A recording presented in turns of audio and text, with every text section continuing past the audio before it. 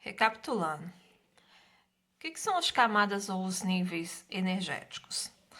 Lembrando, né, que a gente tem 7 camadas no átomo, que são as camadas K, L, M, N, O, P e Q, que são respectivamente a primeira, segunda, terceira, quarta, quinta, sexta ou sétima camada. Né? De acordo com o modelo atômico de Bohr, o átomo ele pode ter até 7 camadas eletrônicas, que são os chamados níveis energéticos. Então, cada nível ele comporta um número máximo de elétrons. Então, primeiro o nível, que é a camada K, ela comporta no máximo 2 elétrons. O segundo nível, camada L, 8 elétrons. Terceiro nível, camada M, comporta no máximo 18 elétrons. O quarto nível, camada N, 32 elétrons. Quinto nível, camada O, 32 elétrons. Sexto nível, camada P, 18 elétrons. Sétimo nível, que é a última camada, ele vai comportar no máximo 8 elétrons. Além desses níveis, né, os átomos eles também podem ser divididos em subníveis. Vamos guardar esses níveis como se fossem a rua onde moram os elétrons. Então, o subnível seria a casinha dos elétrons. Então, nós temos 4 tipos de casinhas diferentes: a S, a P, a D e a F. Vamos olhar aqui cada subnível, como que é. O subnível S, ele é uma casinha com um compartimento só. Ali dentro cabem apenas 2 elétrons. Então, no total, o subnível S, ele só pode ter 2 elétrons. Então, a gente vai utilizar essa referência S. Vamos utilizar essa simbologia S elevado a 2. O subnível P é uma casinha maior, com 3 compartimentos, que cabem 2 elétrons em cada compartimento desse. Então, um total de 6. Vamos utilizar a notação P, 6. O subnível D tem 5 compartimentos, 2 elétrons em cada, então um total de 2, 4, 6, 8, 10 elétrons. D, 10. E o subnível F tem 7 compartimentos, com 2 elétrons em cada, total de 14 elétrons. Então, F, 14. Esses elétrons eles foram arrumados em um diagrama feito por Linus Pauling, então chamado de diagrama de Pauling, que fazia a distribuição desses elétrons em subníveis de energia. Então, vamos ver como que é feita essa distribuição. Então, temos que distribuir esses subníveis dentro de cada nível. O primeiro nível, lembrando que ele cabe em apenas 2 elétrons no total. O único subnível que pode conter até 2 elétrons é o subnível S. Então, o primeiro nível, nós temos o subnível S com 2 elétrons. O segundo nível, ele cabe um total de 8 elétrons. Então, a gente pode utilizar o subnível S com 2 e o P com 6, dando um total de 8 elétrons. O terceiro nível, cabem 18 elétrons no total. Podemos colocar o subnível S com 2, o P com 6 e o D com 10, dando um total de 18 elétrons. O quarto nível, cabe um total de 32 elétrons. Então, aqui a gente pode colocar todos os subníveis. No quarto nível, né? O S com 2, o P com 6, o D com 10 e o F com 14 elétrons. Quinto nível, também cabem 32, então vou repetir o nível 4, total de 32 elétrons. Subnível S, P, D e F. O sexto nível, cabem 18, então apenas S, P e D. E o sétimo nível, que é a última camada, cabem 8 elétrons no total.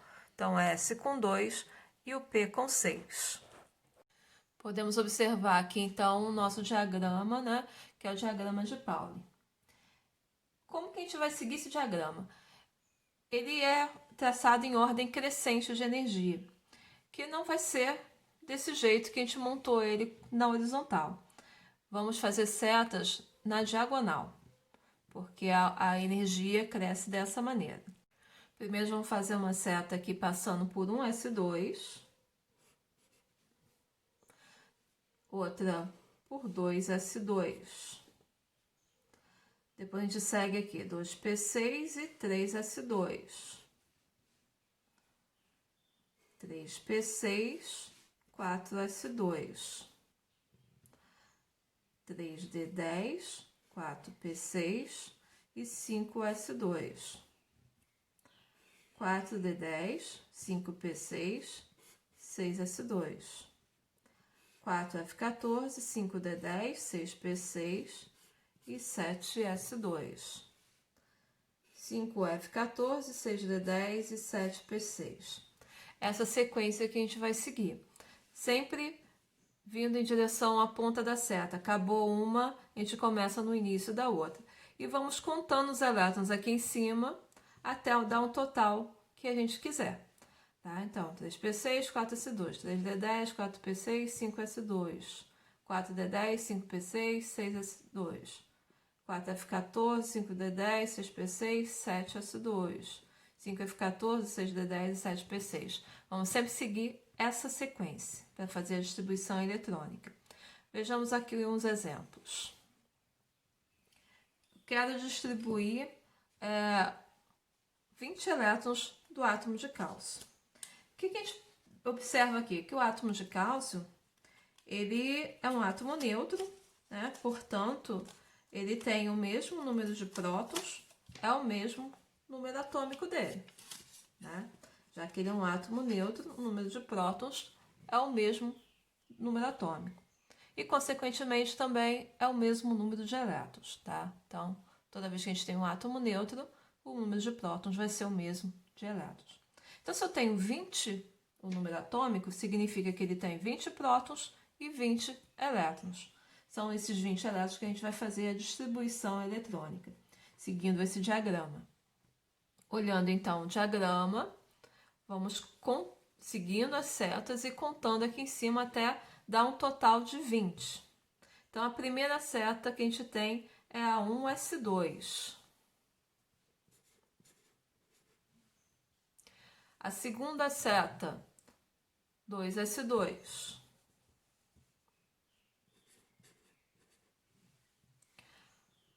Terceira seta, 2P6 e 3S2.